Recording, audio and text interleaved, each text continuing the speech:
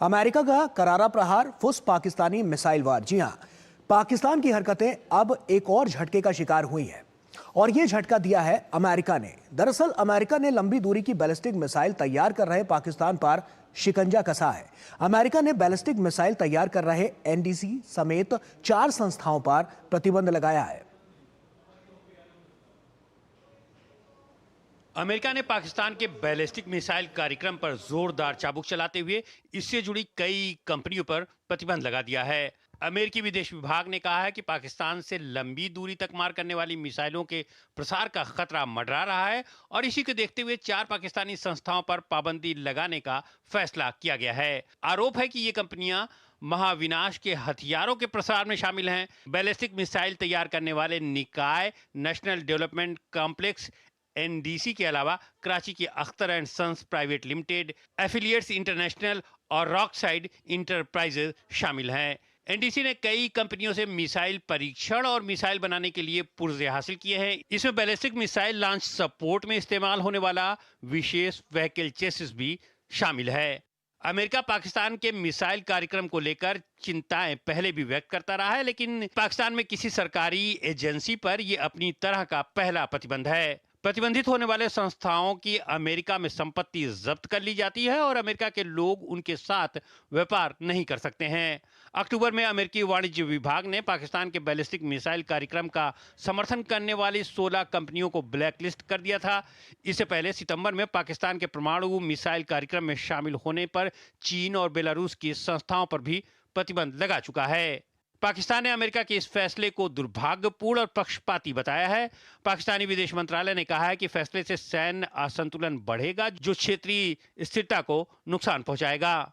पाकिस्तान की शाहीन-3 मिसाइल की range 2750 kilometre जबकि अबाबिल की 2200 किलोमीटर होने का दावा किया जाता है।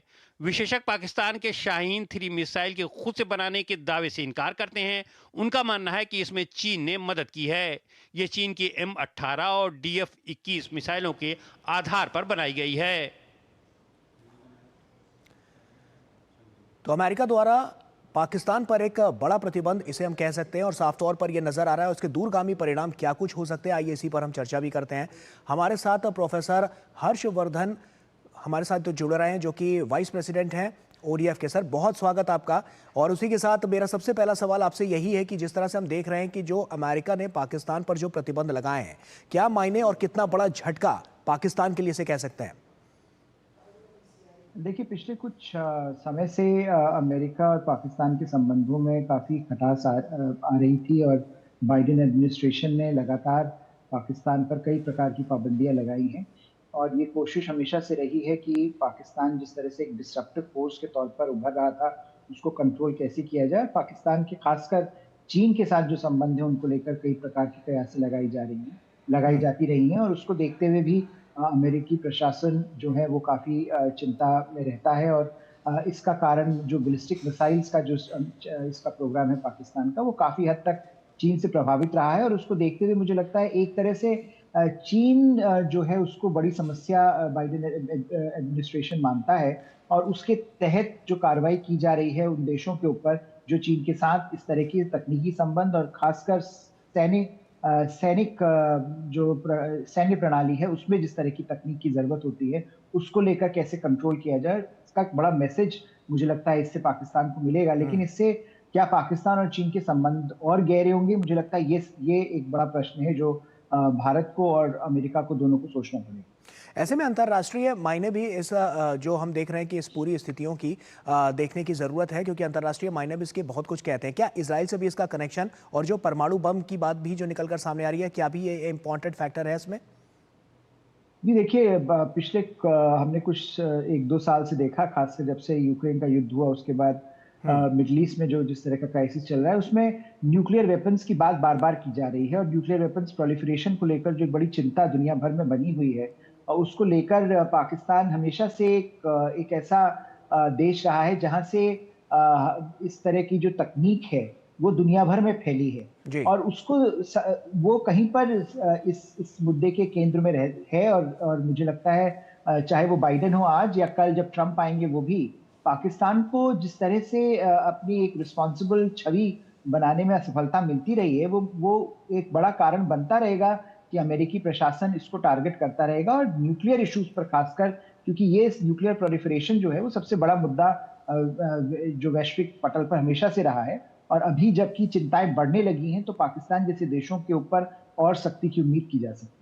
बिल्कुल। पाकिस्तान का स्टैंड इस पर किस तरह से नजर आ सकता है, क्योंकि हमने देखा है कि जैसे ये बड़ा झटका लगा है पाकिस्तान में, अभी जो चीज़ें हैं वो अस्त व्यस्त नजर आ रही हैं, क्योंकि साफ तौर पर उनकी भी एक प्रणाली थी आगे की, उन्होंने भी अपनी कुछ इस पर एक रोड मैप तैयार कर रखा था। तो कहीं ना कहीं जब ये बड़ा झटका वहां पर लगा है तो कहीं ना कहीं अंतर्राष्ट्रीय स्तर पर भी इसके बहुत सारे मायने निकलते हुए नजर आएंगे।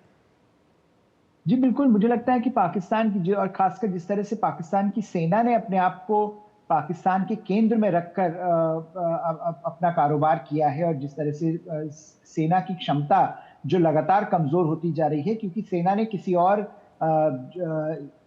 सेक्टर को बढ़ने नहीं दिया। तो ख़ासकर इकोनॉमी पाकिस्तान की इस समय इतनी ख़राब हालत में है, आर्थिक तंगी जो पाकिस्तान में है, उसको देखते हुए अगर सेना की हम बात करें, सैन्य शक्ति की बात करें, तो ये बड़ा स्वाभाविक है कि उस पर प्रभाव पड़ेगा। और इस तरह के जब सैंक्शंस लगाए जाते हैं, इस तरह की टारगेटिंग की जाती है, तो उससे जो एक छवि पाकिस्तान की सेना ने अपने देश में बना रखी है कि वो पाकिस्तान की सारी समस्याओं का समाधान सेना के पास इतनी क्षमता है कि वो बड़े से बड़ी समस्या को दूर कर पाए, उस पर बहुत बड़ा एक झटका लगता है। तो मुझे लगता है इससे सेना के ऊपर भी जो प्रश्न है जो लगातार बढ़ते जा रहे हैं वो और बढ़ेंगे, और जो सिविल मिलिट्री रिलेशनशिप है वहां पर, जो सरकारी तंत्र और मिलिट्री के बीच में, सेना के बीच में, पाकिस्तानी सेना के बीच में एक समन्वय है, उसके ऊपर भी बड़े सवाल खड़े हो सकते हैं। बिल्कुल। अमेरिका की तरफ से तो ये प्रतिबंध लगाया गया है, लेकिन अब हम देख सकते हैं कि चीन के पास ये विकल्प है साफ तौर पर, क्योंकि अब पाकिस्तान जिस तरह से चीन और पाकिस्तान को जो देखा गया है बीते समय से, लगातार हम देख रहे हैं कि उनमें जो संबंध हैं वो किस तरह से नजर आ रहे हैं। और इसके बाद अब ये जो स्टेप उठाया गया है, तो उसके बाद क्या लगता है कि यहाँ से कोई दिशा और दशा बदलती हुई नजर आएगी पाकिस्तान और चीन को लेकर? देखिए, चीन का हमेशा से एक रोल रहा है पाकिस्तान में, वो बड़ा इम्पोर्टेंट रहा है। चीन हमेशा कोशिश करी कि वो पाकिस्तान को भारत के सामने खड़ा करने की कोशिश चीन की रही। हमेशा नाकामयाब रहा चीन, लेकिन चीन ने अपनी कोशिशों से चीन बाज नहीं आता है। तो मुझे ऐसा लगता है कि जब ये एक तरह से पाकिस्तान के ऊपर पश्चिमी देश और खासकर अमेरिका की जो एक मुहर थी वो हटती जा रही है, चीन का वहां पर प्रभाव और बढ़ता रहेगा, क्योंकि चीन ही एक ऐसा देश, एकमात्र ऐसा देश है जो पाकिस्तान को आर्थिक तरीके से मदद कर सकता है। और पाकिस्तान को इस समय आर्थिक मदद की जरूरत है, और ये आर्थिक मदद जो सामरिक मदद के रूप में भी हम देख पाएंगे। तो जैसा हम पहले कह रहे थे कि जो बैलिस्टिक मिसाइल्स हैं पाकिस्तान की, वो काफी हद तक चीन के मिसाइल्स की कॉपी है, चीन की तकनीक है। तो मुझे लगता है चीन का प्रभाव पाकिस्तानी सैन्य शक्ति में और बढ़ता हुआ हमको नजर आएगा, और चीन का जो एक शिकंजा है वो पाकिस्तान के ऊपर और कसता नजर आएगा। निश्चित तौर पर। और पाकिस्तान के पास अब क्या विकल्प बचता है? जैसे जो तमाम स्थितियां परिस्थितियां देख रहे हैं, तो अंतर्राष्ट्रीय स्तर पर भी पाकिस्तान जो है वो बेनकाब हुआ है। कई इसके अलग अलग पैमाने हैं, लेकिन अब की बार जब अमेरिका ने भी हाथ खींच लिया है और जिस तरह की स्थितियां चीन के साथ भी हैं, तो अब की बार अब पाकिस्तान के पास क्या विकल्प बचता है? क्योंकि साफ तौर पर पाकिस्तान इसको लेकर बड़ी रणनीतियां बना रहा था, तो अब की बार क्या पाकिस्तान के लिए यह बैकफुट पर आने का पूरा वो है, क्योंकि ये बड़ा इसके झटके के रूप में इसको देखा जा रहा है? देखिए, पाकिस्तान के पास बहुत ज्यादा विकल्प है नहीं इस समय, और अपने आप को चीन के पूरा समर्पण करने के अलावा पाकिस्तान के पास ज्यादा कुछ बचा नहीं है, क्योंकि पाकिस्तान की आर्थिक हालत खराब है। पाकिस्तान की अगर आप राजनीति की बात करें तो वहां पर उथल पुथल मची हुई है। सेना और जो राजनीतिक ढांचा है उसके बीच में समन्वय बिल्कुल नहीं है, और सेना की लगातार कमजोरी जो ये एक्शन अमेरिका का भी इसको डेमोन्स्ट्रेट करता है, वो एक तरह से पावर वैक्यूम उसने वहां पर क्रिएट किया हुआ है। तो हम देखते हैं किस तरह से जो इमरान खान की रैलीज हैं या इमरान खान का समर्थन बढ़ता जा रहा है, जो सेना नहीं चाहती।